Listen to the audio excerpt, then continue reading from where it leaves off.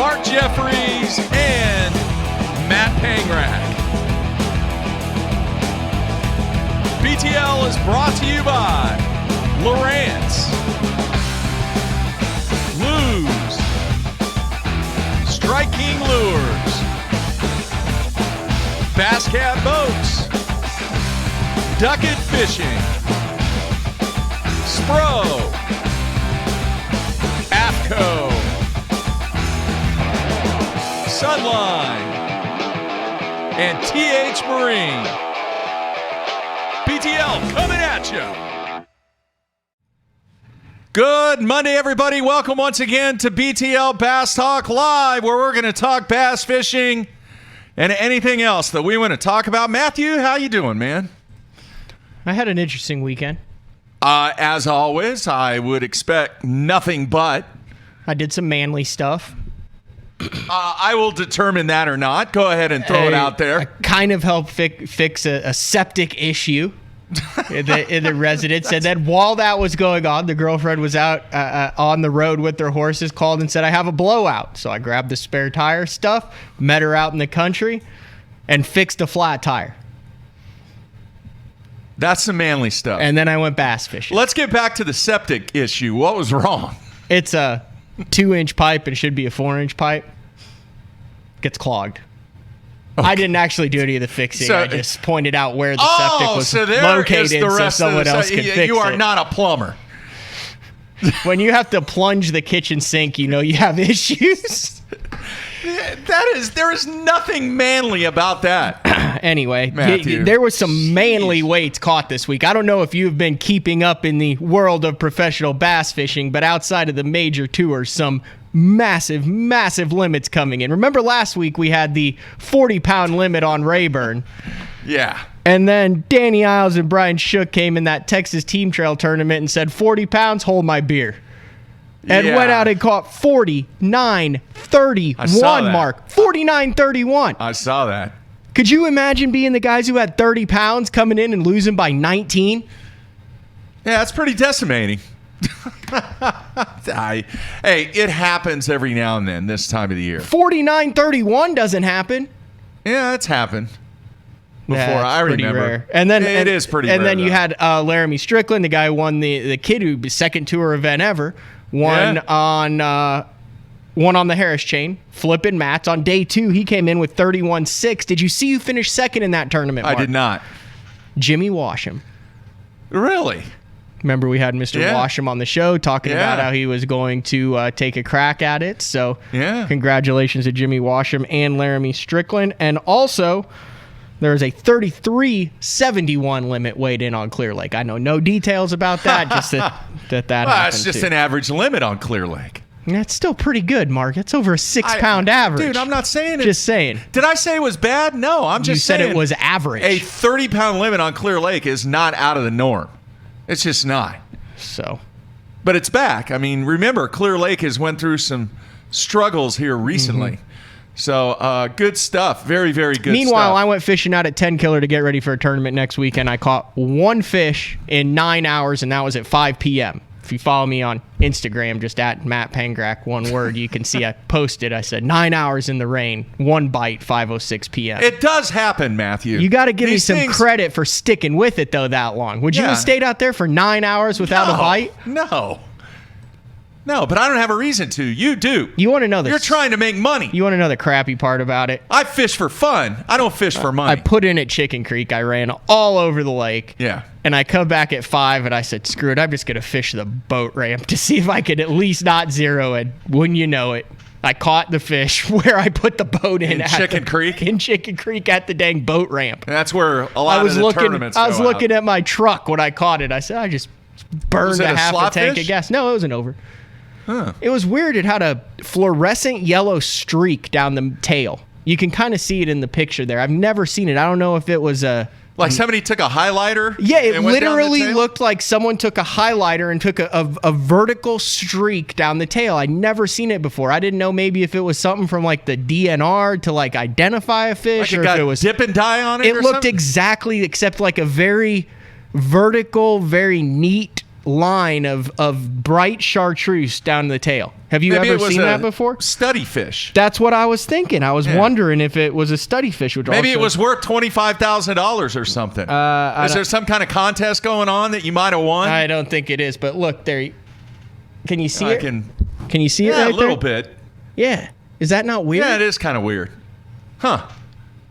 Never seen that before. Might ask Mean Gene about that, talking about Gene Gilliland. Yeah, I will definitely ask him. Yeah, ask him about that. Send him that picture and see what you can find out. What we got going on today? All right, good show today. We're going to have Mike McClelland on. The dude is back after going over. That's right. I have no problem saying it after going over in 2019. Over checks. Yeah. He's off to a great start here in 2020. He finished, what was it? I think he finished 7th.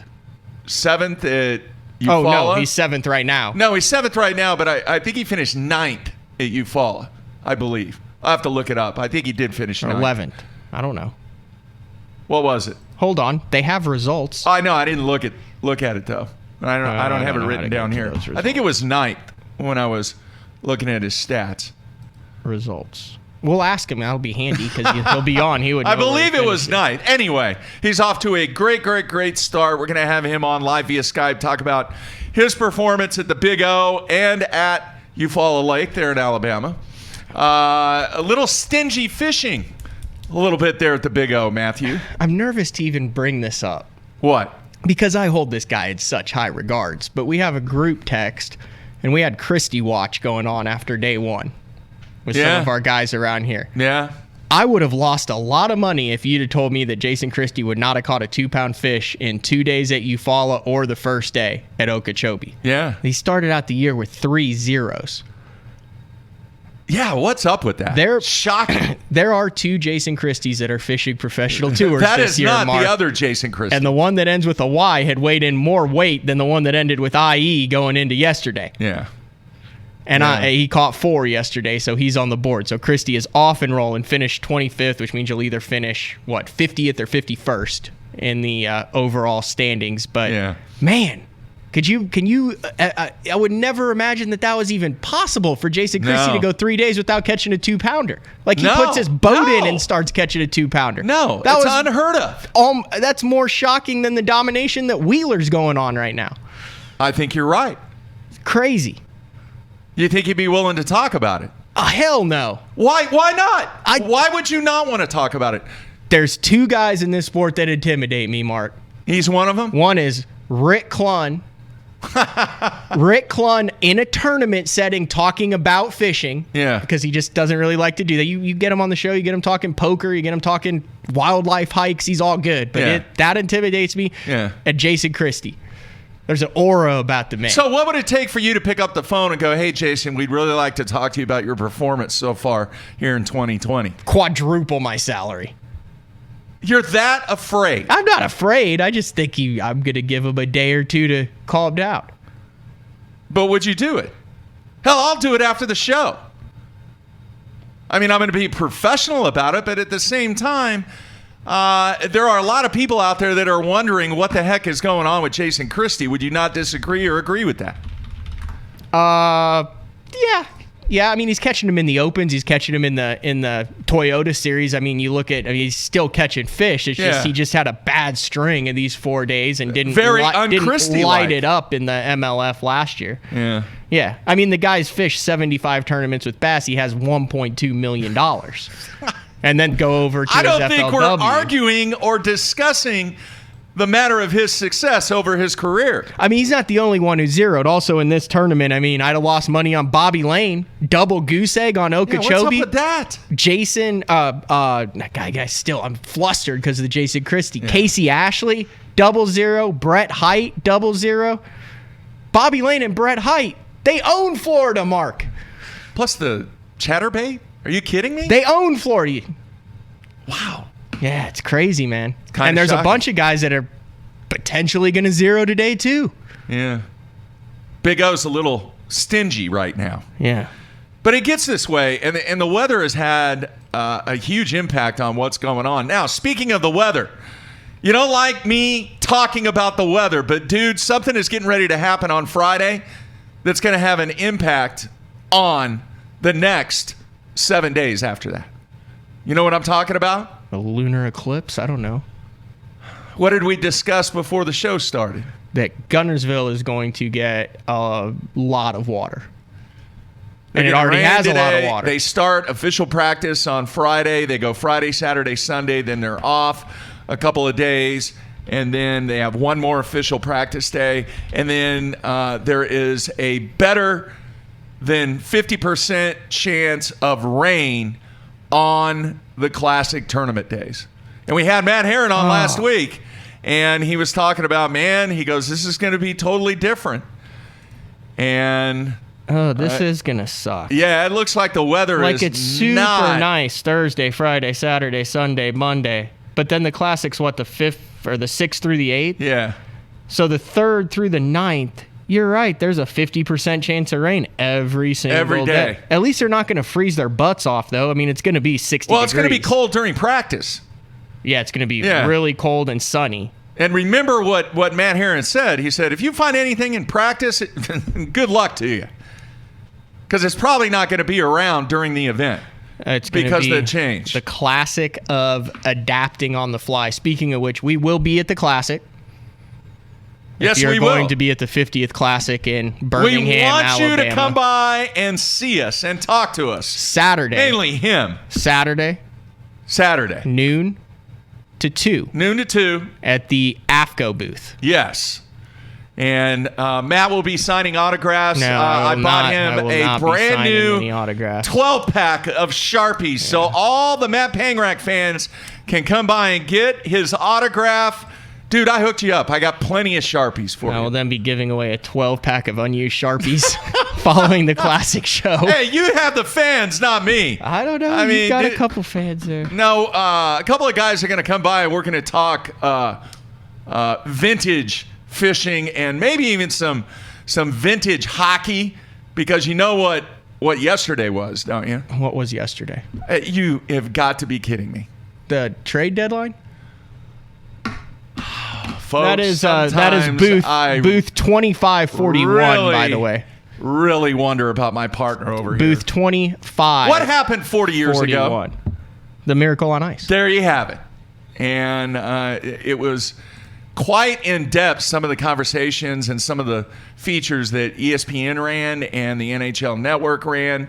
I was intrigued and really, really thought that some of the stuff, the documentary that ESPN did about the other side of the Miracle on Ice, where Soviets? Yeah, where they interviewed a bunch of the Soviets, and they were actually over in Russia, and it was just an unbelievable documentary. So even if you're not a hockey fan, what took place 40 years ago, you weren't even alive, were you?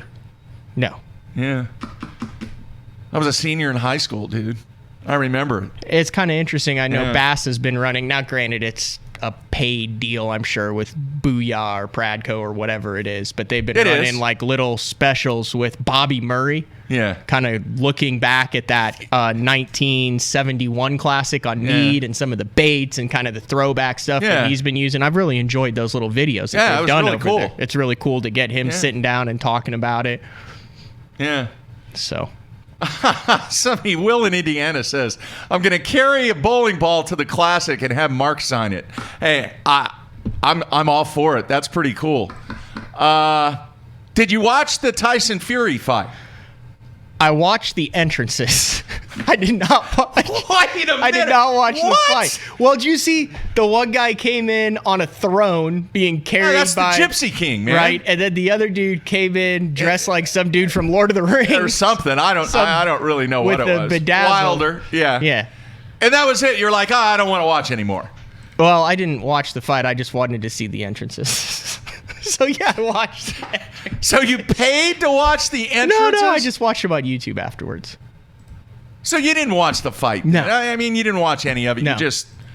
Did you have any interest in it? No. Didn't even know it was really happening until someone mentioned it. Really? No, I mean, dude, we had FLW Pro Circuit action. We had BPT action. I was doing my own thing fishing. And this kind of is going to prove my point to a lot of fans out there that are old like me. When I was a kid, dude, and there was a heavyweight championship, it was a big deal. the Thrilla in Manila, the rope-a-dope, with George Foreman, Ollie Frazier, 1, 2, 3, 12, 18. I mean, it was a big deal. The world stopped when a heavyweight bout occurred. Now, I know boxing's been through a lot of stuff and corruptness and Don King and everything else, but this fight on Saturday was a spectacle. Yeah. And it was really cool. Now, did I pay for it? No. Would you stream it? No, I got an invite. No. I I got an invite to watch it because it was super late. We actually played our first basketball playoff game on Saturday, and then I got an invite to come over and watch the fight afterwards because it didn't start till like freaking 11:30. Speaking of betting, what are you coming out with your classic odds? Monday. Yeah, I was going to let everybody know on that, so we'll keep you informed on that. But the point I'm trying to make is the cycle that heavyweight boxing has went through since I was a kid to now. This fight was huge, and I'm going to bring this back to bass fishing with 3 trails going on now, and really you can call it 4 with what's going to take place in 2021. Are we at the point, Matthew, and we've discussed this, and we've actually done it and featured some one-on-one matches, obviously with our one-on-one live, but do you think that this is something that the fans truly want to see? Grudge matches between guys that are fishing in not the same tours, but different tours. Is this a marketable item of which companies and the fans would want to see a spectacle in professional bass fishing? I think at one point it might have been, but I think there's so many guys that are fishing multiple stuff over the past couple years that water's kind of muddied now. How is it muddied? Explain how it's muddied. Holy cow, this is bad. Sorry, I was doing math over here. So far, they fished for 2 hours today, right? 40 guys. So 80 hours total. I'm almost done with the first period, right? Okay. 40 guys, 80 hours total. They've caught 17 fish over 2 pounds. They're averaging like a fish every 4 hours. Yeah, it's not good. So answer my question. Yeah. I mean, we've kind of tested those waters with No. Different. All right, now you definitely have a line drawn between this side, and this side. Now you have companies out there that are sponsors of anglers that are competing, some in both. Here's the thing. It's got to be, here it is. It will work as long as it is a legitimate grudge match. Like you have to actually have a legitimate beef. Like that's the thing. Like a lot of the UFC and stuff is, a lot of it's manufactured, but you got guys who genuinely dislike each other. It's the Yankees Red Sox thing. There's a lot of history and genuine dislike. Are there legitimate beefs out there? Yes, they are. Yeah, that's what I'm saying. That's where it would work if you put beef versus beef. You got double beef on the water, so then it works. But if you just have nice versus nice, right? Like the Swindle Strader thing was badass that we did, right? Yeah. But like Swindle and Strader are actually buddies. Like you get 2 guys who really don't like each other, and one starts beating the other one and stuff. That's where the squeeze is in the juices. What is that? The squeeze is in the carrot is in the squeeze. What is that? That's where the squeeze is worth the juice. What's that saying? That's where you squeeze the fruit? What is it? What is that saying? That's where the juice is worth the squeeze? Is that it? I think you're in the ballpark there, dude. You see where I know where I'm going with that. Yeah. Anger and dismay, despite. That's what you got to have, guys. So somebody out there needs to be the Vince McMahon or Don King of bass fishing, and it's going to work. Yes. All right, maybe we should put some of those matches together and just see if people would find some interest in that. Not actually do it, just throw it out there and see if people would like to see a Angler X versus Angler Y. 100%. We'll talk about that at the Classic. That'll be a conversation piece one evening. Mm-hmm. All right, we'll get into that. So it is what it is. We shall see. But I was thoroughly entertained by the Fury fight. I'm somewhat intrigued by a man that's 6'9", 200, almost 270 pounds, with quickness and speed and agility is Mr. Fury. Mm-hmm. Did you ever have any grudge matches back when you fished in the day? Like, did you ever have that one guy that you just really wanted to make sure you beat him when you saw that his name was on the roster or saw him at the meeting? You don't have to call not him really. Out. No. Nah. I figured a guy like you in your prime probably had a lot of grudge matches. No. I feel like you Not weren't really. easy to work around on the water. Scott from Indy says Jacob Wheeler versus anybody. Yeah. I don't know. I don't know. He's got his crew. I watched his first video out. Really good job that they're doing on and all that stuff with the meetups. Well, he is the man right now. I mean, he's catching the heck out of them. All right, real quick, I want to remind everybody, tomorrow, a special show, the first time that we are diving into the kayak world. Who is our guest, Matthew? We got Ron Champion. They just had a big kayak tournament down on Lake Fork. I actually booked him last week. We mentioned it. Known him for a couple years. And then the dude, I talked to him. He's like, yeah, it's really tough. It's crappy weather. I don't know if I'm going to catch him. Dude goes out, wins $4,400 and finishes second. He's also fished out of a big boat before. He's a dude who's about your size. So we'll get the kayak stuff talking. And I more so than a PSA for kayak fishing, I want to know the similarities.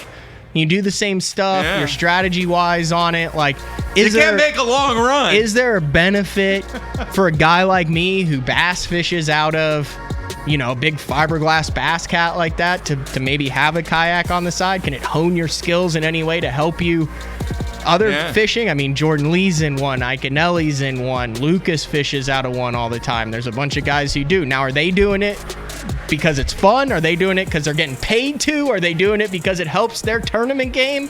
Who knows? I don't know. I don't think Mike McClelland's a big kayaker. I don't see him a kayaker. No. It's hard to throw a jerkbait in a kayak, I think. Think about that, because how do you... Really hard. That would be hard. And then, because the kayak's always moving. Yeah. I get the impression that you have to be slow and methodical in a kayak. I guess we'll find out tomorrow. All right, Ron Champion. All right, coming back with McClelland.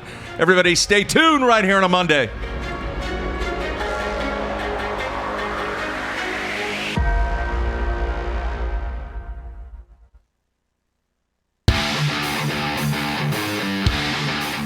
The ultimate fishing system starts with Lowrance HDS Live.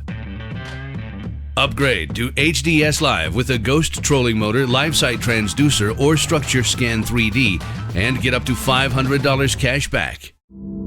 Yeah, you care about gear ratios, inches per turn, and ball bearings, but most importantly, you want reliability and dependability in the equipment you use.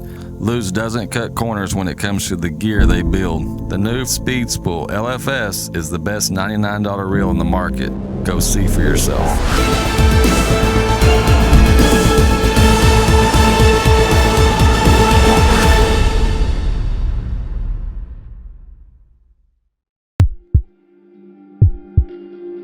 We've paired one of the most iconic hulls in the history of bass boats with a proven lineup of trusted accessories. We're bringing you best-in-class value and performance, leaving others in your wake.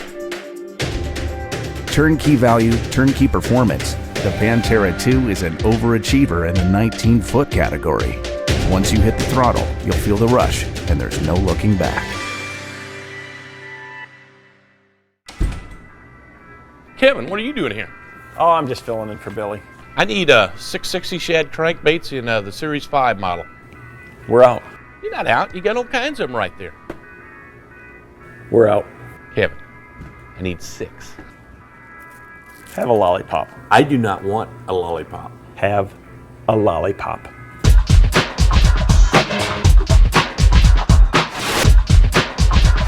Do you have it in sexy shad color? At Duckett Fishing, we have assembled the top pros in the country to help us design rods to give you a competitive advantage. Castability, strength, durability, action, sensitivity, weight and balance, and consistency. Combine that with the best warranty in the industry, and you have rods that are pro-driven. Duckett Fishing, pro-driven. I want to share with you a new product we got coming out from Sunline. This is the FC leader size spools that we have now. We've gotten a lot of requests for this. A lot of you guys use fluorocarbon for leaders only, myself included. And one of the problems you have is when you have a 200-yard spool, that might last you 2, 3, 4 years. You might even lose it before you even get done with the spool. So we've gone to a little smaller spool. These are 50-yard spool sizes. You know, that way you're not holding your line on forever. You can keep your line fresh, use it when you can, stores real easily in the boat. We got all of our popular line sizes that you're used to with our Sniper from 5 to 14 pound.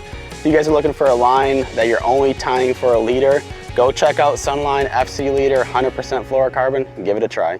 Blue Water by TH Marine, offering LED lighting solutions for your boat, trailer, truck, ATV, and so much more. Engineered and built to be rugged with waterproof and submersible options. Designed for easy installation, Blue Water is available in a variety of colors and styles. All backed by a limited lifetime warranty. Blue Water by TH Marine.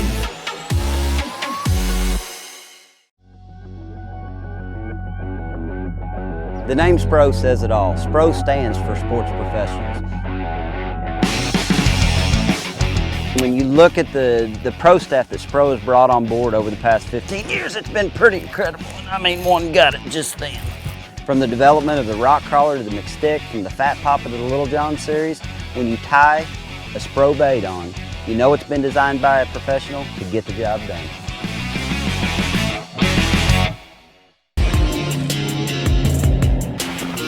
While I travel the country on the Bassmaster Elite Series, I simply can't let the weather be the reason I don't win $100,000. That's why I use AFCO clothing to keep me warm, dry, and protected from whatever Mother Nature wants to throw at me.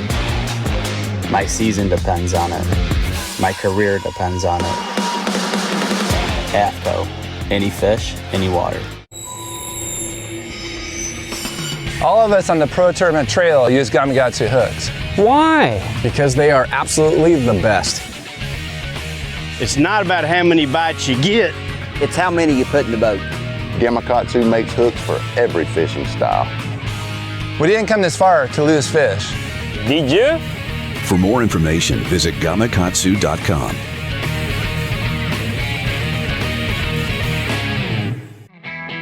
The Big Bite Baits Kamikaze Swim On is a very unique bait, and it's got a full body but with ribs to give it a bigger profile but not more plastic. It's got a jointed tail that gives it a lot of action, as well as this up and down crawl type trail with holes and ribs in it, so it creates a bubble trail almost. This bait is supposed to be fished upside down or vertical like this on a grate for a chatterbait. I prefer it on a swim jig as well, but you can also cut it down and put it on the back of a finesse jig. You know, flip it around for some spotted bass or flipping docks. Anytime you want a small, compact, you know, little trailer for it, this is great for it. So check out the full lineup of swim-ons at bigbitebaits.com.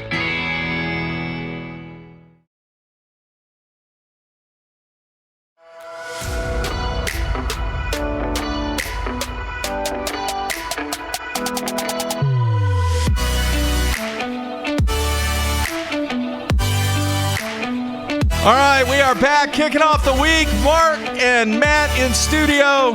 I feel somewhat vindicated, Mark. Why is that? Because Mike McClelland during the break said that he wouldn't want to call up Jason Christie to ask him why he went 3 days without catching one. What else did he either. say? He said he's talked to him. Yeah. So, that's not his job, dude. That is your job as the media. That is your job.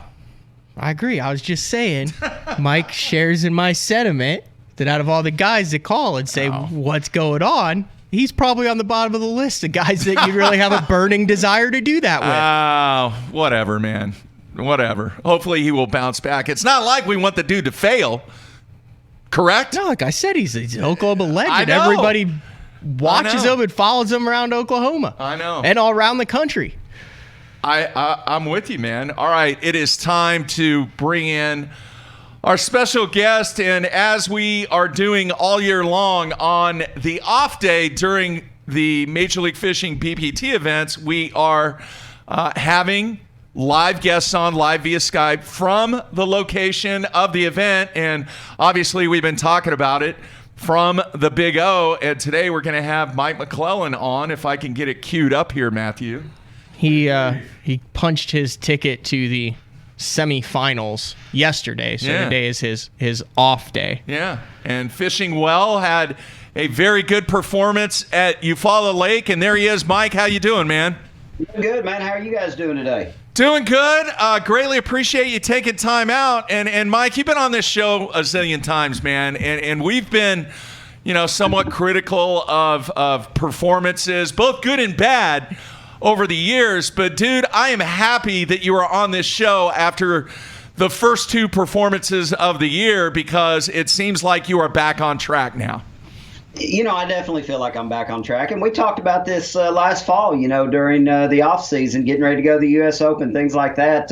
I'm going to be honest. It's all about preparation and mindset. And last year, I did not come into the season with the right mindset. I hadn't prepared. And this year, I feel like I've done what I needed to do during the off season to keep myself sharp. And it feels good to be back. I mean, it absolutely feels good to be catching them again. What were some of the things, Mike? We were building a home on Table Rock. We had 2 deaths in the family, just personal situations. And, Mark, my history, what I've been through. And, I learned a long time ago that this is just what I do for a job. I've got to perform. I've got to stay sharp. But we had a lot of things going on at home that I felt like were more important, and I let it get away from me. But this fall, I spent a ton of time fishing Table Rock and various lakes. I've been on the road basically now for 4 weeks. I fished for 3 or 4 days before Eufaula, leading up to that. Came to Florida right after Eufaula. Spent most of last week fishing here in Florida. So I've stayed in tune, and that's what you got to do to stay on top of this game today. These guys are all too good to feel like you can just show up and catch them anywhere and compete. All right, I want to go back to Eufaula first and just talk about your performance there, first event of the year. What really got you dialed in during that event? I'm going to tell you, Eufaula was one of those practices that nobody could say they enjoyed. The second day it rained, the wind blew, it was miserable. I try to drive from launch ramp to launch ramp a lot of times rather than, running the whole lake. And I drove all the way to the south end of Eufaula. I put in at the farthest south ramp. I fished, a 3 or 4 mile section. I drove halfway up the lake, put in again.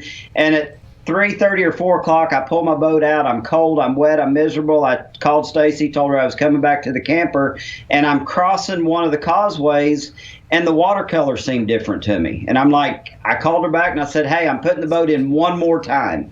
It was 4:30. We had to be off the water by, I think, 5:15, but I put the boat in the water one more time. I fished around. I got 2 or 3 bites pretty quick, and I pulled up on that little roadbed you guys saw me fish and went across it with my Garmin side view, and it just lit up with bait and fish, and pulled out a good old Spro rock crawler and made like 2 throws, caught a big old spot, and I was like, okay, I think I need to revisit this deal. Wow. And honest to goodness, that one last attempt to make something happen at Eufaula is what put it all together for me. I had some other areas that I found the first day of practice that I felt like I could get bit in, but that was really the thing that helped get me over the hump that I needed to get over there.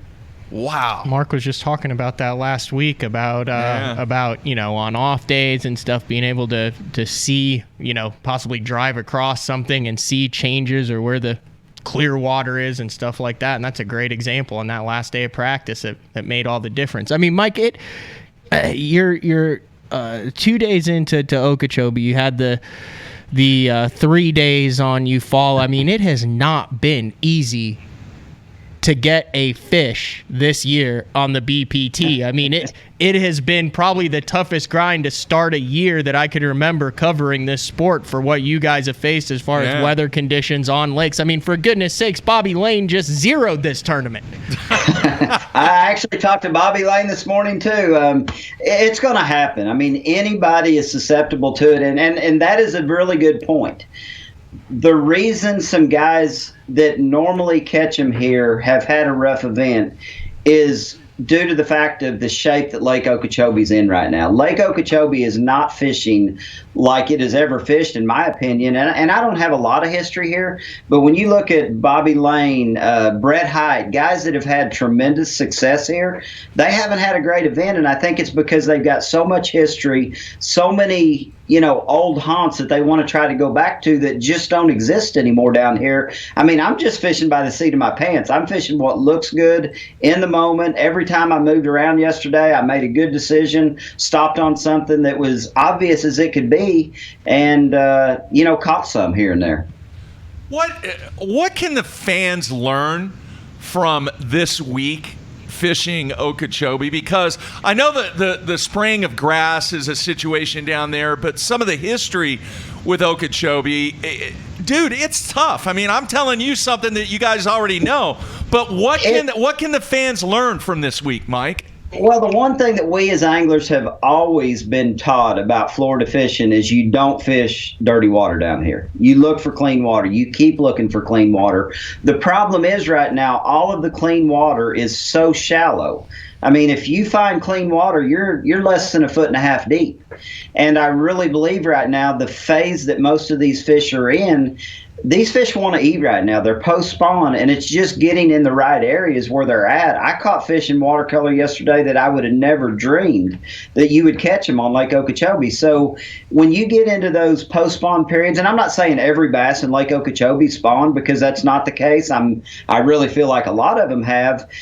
Some guys just try to make it too difficult. And, man, I'm just covering a lot of water and, don't always go by the rules. Lake Okeechobee's different right now. The watercolor is something that these fish are going to have to adjust to. And I think there's evidence of it right now. I mean, I've heard a lot of guys say that they've caught them in water that's dirtier than they would have ever thought they'd have caught them in down here. Mike, we've had guys on this show that have said that they have fished angry. In other words, they have been pissed off. Were you pissed off because of your performance last year? And are you fishing with a different attitude, an angry attitude? Because, I mean, you're kind of a mild-mannered guy that everybody likes, but were you pissed off about last year? I was very pissed off about last year, but the big thing for me, Mark, is I'm a grinder. And this year has set up perfectly for me with the 2-pound minimum being implemented. It's more about grinding it out, getting a better quality bite, not just catching a bunch of fish, but trying to figure out how to catch a better fish. And honest to God, I'm fishing happy this year. Last year I was angry. This year I'm fishing in a happy place, man. I'm excited about it. I'm excited about the fact that we've upped the minimum variable weight, and to me it's an exciting year, and I can fish the way Mike McClelland likes to fish. You mentioned some of the changes that Okeechobee has gone through. You're obviously an Ozark guy. I'm sure you've cranked fish on Table Rock off the same rock that you caught them on 20 years ago. How long did it take you to get comfortable making return trips to Grass Lakes? And do Grass Lakes change more on a year-to-year basis than obviously an Ozark Lake, a Grand Lake, something like that? I don't know that I am still comfortable coming to Florida in some of these Grass Lakes. Growing up in the Ozarks, Grand, Table Rock, Lake of the Ozarks, I'd never had the opportunity to fish grass other than maybe Dardanelle occasionally. So anytime I come to a Grass Lake, it's been a struggle for me. And, even though I've won in Florida, won at the, Harris Chain in 2008, it was one of those situations where I keyed in on 2 or 3 really specific patterns, which falls right back into the way I fish at home. You mentioned it, Matt. I catch fish off the same rock, the same tree. And essentially, this week here at Okeechobee, I didn't do well in that event, but probably the second time I came to Okeechobee, I caught fish in the same area I'm catching them in this year, and I'm fishing really isolated targets. I mean, it's so textbook, it's scary, but the big key is, in years past, we've had lots of grass. This lake right now, the only eelgrass or vegetation I've found that is clearing the water up is like in 1.5 feet of water, and I'm trying to focus on that 1.75 feet to 2.5 foot zone, and that's where the more isolated patches of buggy whips and flat reeds and things like that, Kissimmee grass are located. Nice. All right. I want to know, Mike, how does the score tracker affect you at all, if any, when it comes to your day? Are you a score tracker watcher?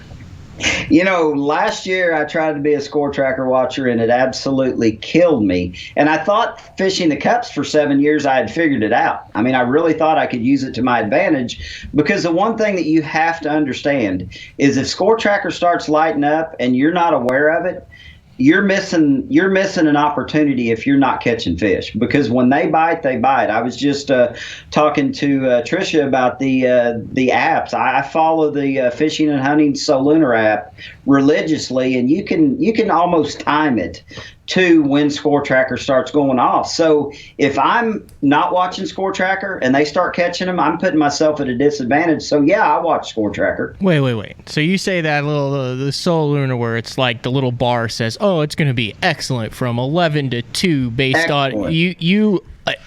Wait, are you like? Do you get paid to say this, Mike, or is this something that's like legit? Not. Okay, we're going there. Explain this, because I hear. Okay, so can you see this? Yeah. Yep. This is the app that I use. I have no affiliation whatsoever at all with them. The second year Major League Fishing, when I started seeing score tracker go through these 45, 50-minute lulls, I tried to analyze the data. I'm like, how can you put this many good anglers on a body of water, nobody catch any? And I started following an app.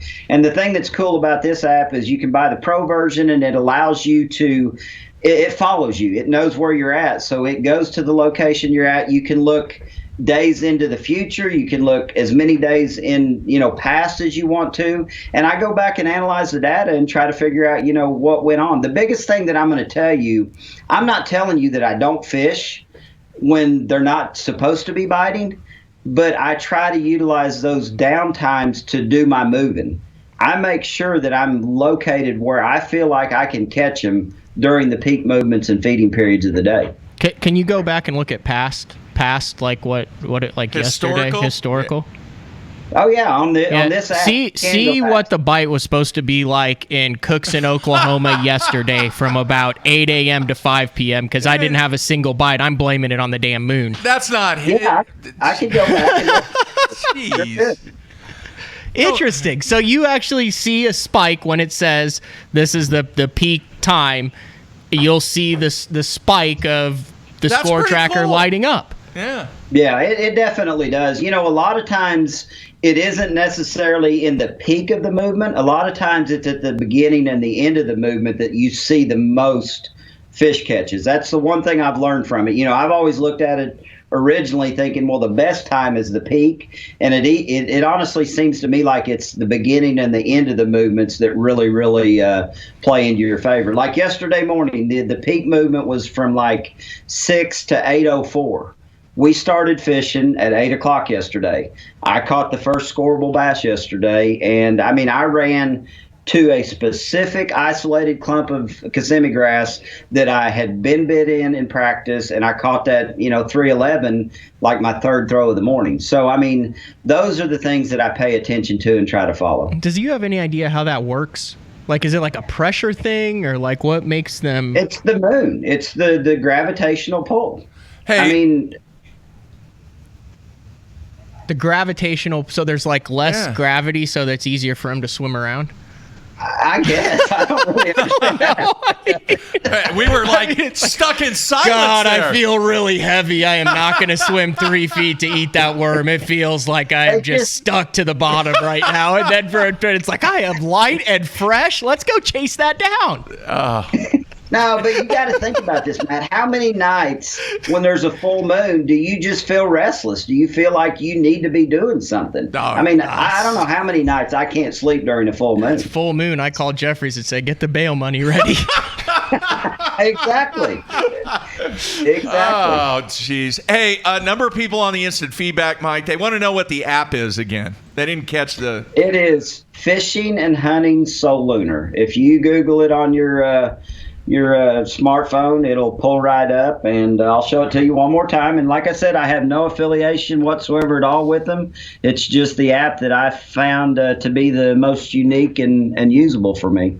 So right there's what it looks like when you pull it up, and the icon I don't know if you can see the little icon right there on my phone, but that's the icon right there, Fishing and Hunting So Lunar. And actually, Matt, I have to give it to Justin. Justin is the one that really got me following this deal many years ago when him and I had the opportunity to fish fish and chips, some tournaments that we fished. He'd be like, Dad, we got to be right here during this feeding period because we're going to catch them. And he did have a big part in me starting to follow it a little bit more. And then the Major League Fishing deal just kind of really, I guess, solidified my thought process on it. If you are not from that kind of Midwest region, you may not know that Justin McCLELLAND, Mike's kid, is like really good. Like, he's really good. Wins boats, wins tournaments, Ozarks, Grand, all over in that neck of the woods. He is extremely well known and a very talented angler when both feet are functioning. How's that going, by the way? Is he feeling better now? He's actually driving again. I think he's starting to get to be in a little better mood. I think now that he doesn't have to depend on his wonderful wife, Laura, to tote him around, I think he's doing a lot better. He seems to be a little better attitude the last day or two I've talked to him than he was a couple weeks ago. Broke his foot, right? Bad his ankle. I mean, I think he's got pins and screws and plates, and it was a pretty gnarly deal from what I understand. Wow. Hey, Mike, I want to know on day one, I don't know if you can say anything or not, but how many rods and reels did you use on day one? You know, that's what's been really cool about this week for me is I fish best when I don't have 15 rods laying on the deck. And I zeroed in not just this week in practice, but last week fishing some of the other Florida lakes. I threw a lot of different baits, and it came down to really three for me that were working. I was flipping a little bit, throwing a Tour Series swim worm some. I was flipping a half-ounce jig with a big bite college craw and throwing a jackhammer with a variety of trailers and a swim jig. And the thing that I noticed was, like I said, even on the other Florida lakes, when I got around them, they were aggressive. I felt like there were fry garters. I felt like these fish wanted to eat. So when this event started, I had 4 rods on the deck. I mean, I may have had multiples of the same thing, but I basically had four baits on the deck. I had a half-ounce flipping jig, a double weed guarded medlock jig with a gamakatsu hook in it with a college craw on it. I had a swim jig. I had 3/8-ounce swim jig with a big bite cane thumper. And basically a spinnerbait and a vibrating jig. And essentially the spinnerbait and vibrating jig didn't pan out the first day, so I put them away. I had 4 rods on the deck yesterday, and 2 of them were multiples. I had 2 swim jigs and 2 flipping jigs, and that's what I stuck with all day. The new Falcon Experts, I mean, I've used them for the last 6 months, and I even said it yesterday on live. If I haven't convinced the guys that throw Falcon rods that these new Experts are the real deal, there's something wrong with them because they're an awesome rod for the dollar. All right, very nice. Frank in Florida wants to know, when do you use the Rock Crawler 50 versus other sizes? The big deal for me in the Rock Crawler 50 is anytime, the forage is smaller, when you start seeing that bass are eating smaller crawfish, I just feel like that 50 can get it done. The other thing is depth range. I mean, the original RK55 is designed to fish like literally 6 to 12, 14 foot deep. The 50 I can throw up there in 3 to 8 foot of water. So sometimes it's more about what depth the fish are relating to, more so than the profile of the bait. We do have the 55 MD that dives about the same depth range, but there's definitely times that they like that smaller profile. In general, this time of the year, Ozark Lakes, you want to make sure that thing's on the bottom? Oh yeah, I want to dig it, but I'm not gonna quit winding it when it comes off the bottom because you catch a lot of them out there once the bait actually breaks free of the bottom. Very nice. That's one thing a lot of people don't realize about cranking in the spring is so often those fish will track the bait until it lifts off the bottom. And most of the cranking I do, I set, 18, 20 foot deep because I want my bait to lift off the bottom before I finish my cast. Really? And that bite comes 1-2 cranks as soon as, tick, tick, tick, and then wiggle, wiggle, wiggle. As soon as that bait lifts, a lot of times that's when those fish get it. And Matt, you got to have a little experience with that as well as good as you did in the event you did down at in Tennessee. Yeah, but here's the thing: I was throwing that rock crawler, but I could not get them to eat it when it was on the bottom. They would only eat that thing suspended. It Really? was the wildest thing, and I threw it on a high-speed reel and burned it in open water. You know, it was probably within 4 or 5 feet of the bottom, but I never had one, where it hit the bottom and they ate it. That's why I was asking about You how were primarily catching smallmouth, though, right? Yeah. And that's a big deal. I will have to say, when I go up north, fishing St. Clair and some of those lakes, I do catch a lot of fish. Those smallmouth tend to set a little higher than largemouth do, and there's times that I think you're winding it right above them, and they'll just come up and get it. Because you can burn that bait and it doesn't blow out. Exactly. Yeah. You like the day off, Mike? I love the day off, man. There's so many things about the Bass Pro Tour that I love. Days off, breaks. I mean, I got to eat. And I don't know how some of these guys get away with not eating. I mean, when we sit down for break, I mean, I'm going to retie 1 or 2 rods like as fast as I can get them retied. And, I mean, yesterday I ate everything that Stacy packed me in the boat. And I was like, by the second break, I'm like, man, what else do I got to eat? So I love the breaks. I love the days off. Just being able to recoup and get your stuff in order, it's so awesome. Letting fish rest. I mean, there's a lot of things about these days off that really come into an angler's favor, in my opinion. Right. I'm getting older too, so I can't go 5, 6, 7 days in a row like I used to. Yeah, that's age. Both have the glasses on. Age is you can't avoid it, Matthew. One of these days you're going to experience. That's the first time I've seen old. Mike with the spectacles. He looks good though. It does. It looks good. The kind of low profile, the frameless glasses. It's a good look. Well, and it's to the point now. I mean, Gene Eisman with Amphibia Eye Gear. I mean, he makes me prescription sunglasses. I literally cannot tie a bait on anymore without prescription sunglasses. So, it's one of those situations that I depend on them now, and it's coming, Matt. Don't ever say it isn't, because it's coming. Oh, buddy. I know it is. I've done a couple of where you miss it twice, and you're like, what the heck is going on here? Yeah, very nice. All right, Mike. Weights drop. I'm curious, what's your thought process on what you need to do the remainder of the week to get the red trophy? The big thing for me, and man, I would love to have one of them red trophies. I got a blue trophy or two, and a red is definitely something that is on my mind. And the big thing for me is, we've seen such a variety of weather down here. I mean, the wind is blown from about every direction it can blow from. I haven't actually got to fish one of the sections of the lake that I feel like had the most potential, and I don't think anybody has had any success there due to the wind. Tomorrow the winds are supposed to, or late today, they're supposed to shift from the southwest. It should blow what clear water is in an area on the lake that I want to fish out. And I'm hoping that I get to fish some new water tomorrow. And I think the big thing is, now that we've had 2 stable days as far as temperatures, I think it's going to be a matter of the guy that covers the most water. And truly, you're going to have to catch a few big ones. And when I say that, some 5 to 8 to 9 pounders are going to show up.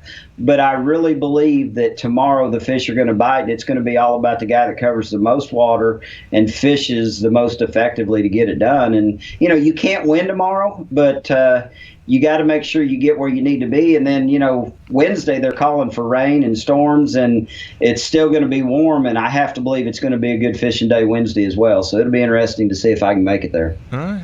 Has heavy hitters played into your thought process at all of this? I mean, you're off to a decent start, or is it just one of those things where if it happens, it happens?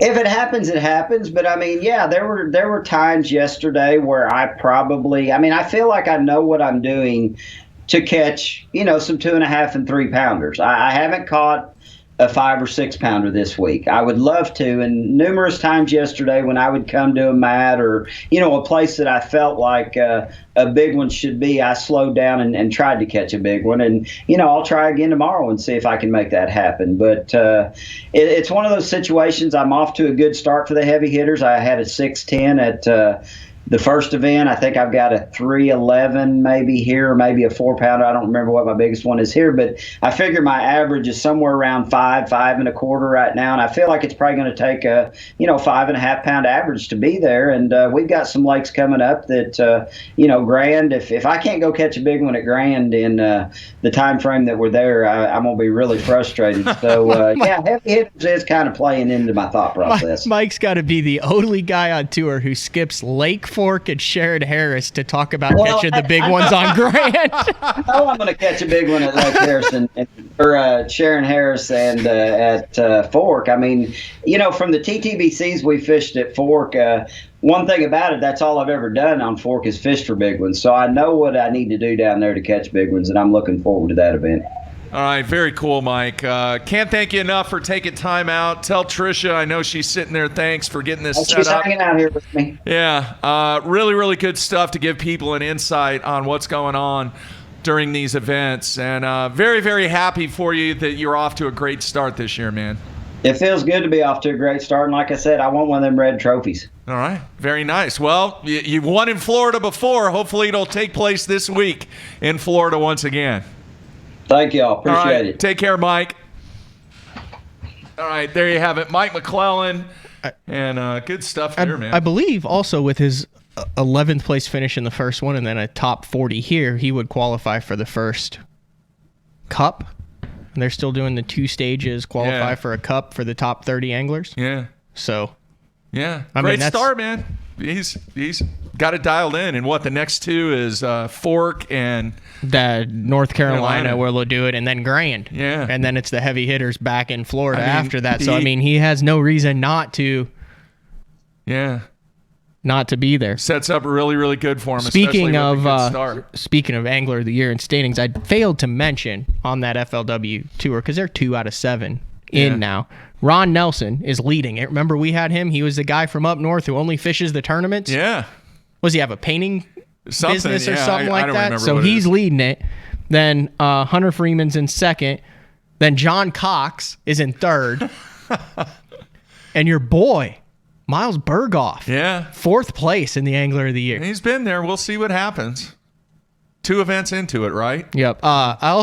They had a media event for MLF in Tulsa, their new studio. And like Kelly Bostian, I think he's in the Tulsa World, was there. Yeah. A couple news crews were there and stuff. It's actually like in this kind of cool area behind a school. I had to like call and be like, hey, I'm like lurking behind a school. I think I'm in the right area. I don't want to do any more lurking before I drop the deck. You said enough there, Matthew. Anyway, you got to go in the back, and they got the big studio there. So that was kind of cool to go see how that setup is, and actually doing a bunch more cool stuff there. You got a new partner now to fish with, too.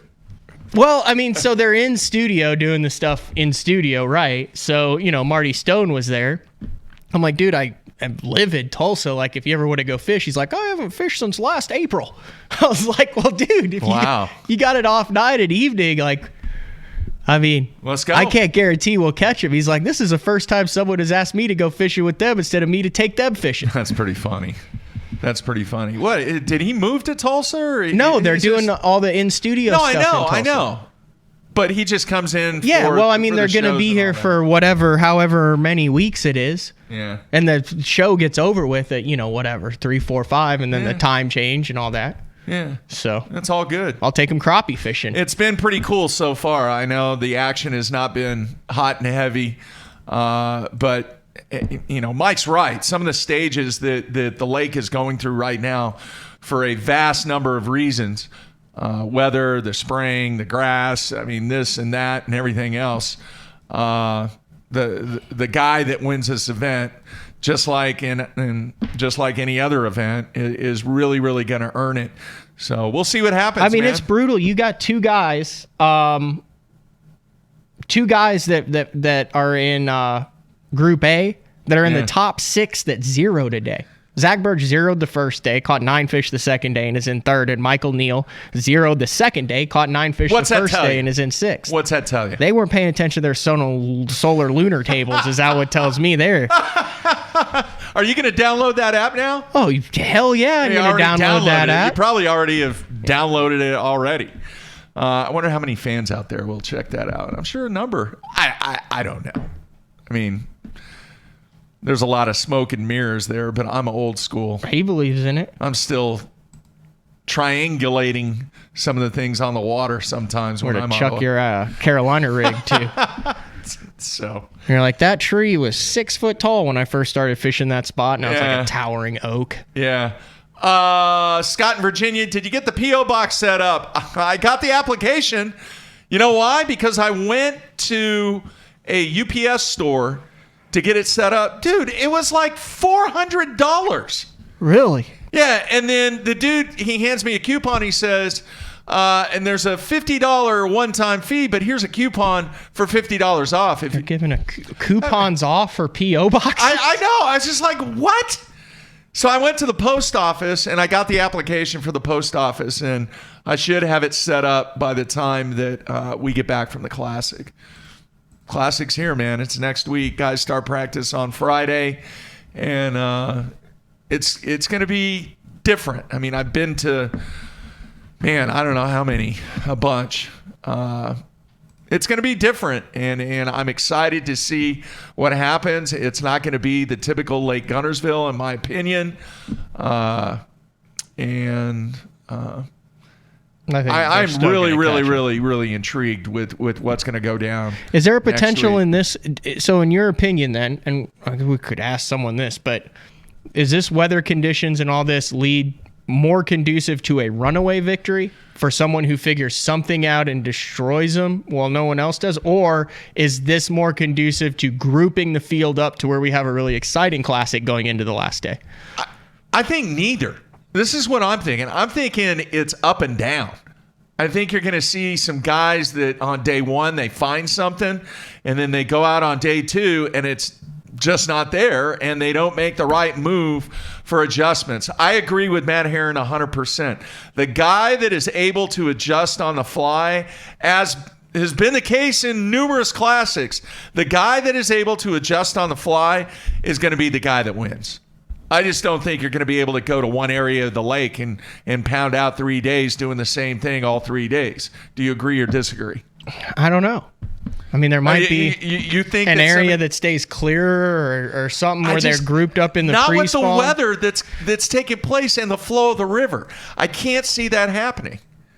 I just can't. Mm-hmm. I mean, maybe I'm wrong, but in my years of covering this and knowing that body of water and talking to a lot of the guys before this event, I just don't think. Sounds like a lot of the home field advantage is out or in, or I'm confused on this Classic, Mark. Really I'm very confused. It is a mixture of both. I think you're going to have some guys that have the HFA that do have an advantage because they know how to adjust. Mm-hmm. But then I think you're going to have a group of guys that have absolutely no clue, stumble on something, actually are able to capitalize on what they find and have enough knowledge to make the adjustments necessary to win the thing. Does this not just turn into a riprap tournament?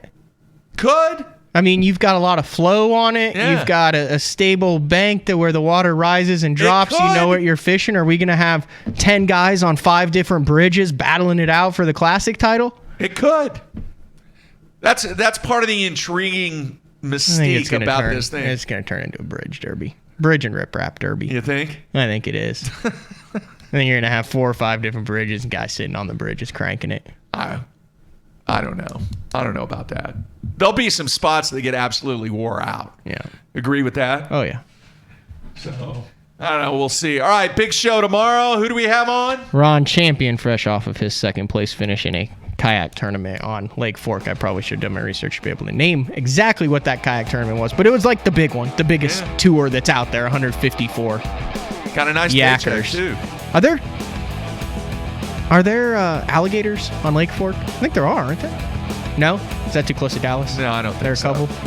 I would have a tough time fishing. They got these weird-looking mammals that... Nutria rats. Yeah.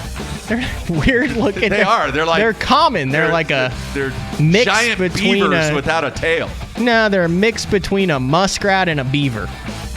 And a rat. And they're huge. Yeah. They're ginormous. All right, Ron Champion tomorrow. Once again, I want to thank Mike McClelland and Trisha Milford of Major League Fishing for setting up our interview with Mike. Really, really good stuff. Make sure you check out all the action over on Major League Fishing. Kayak tomorrow, everybody. Everybody out there, be safe. That's it. We're out of here.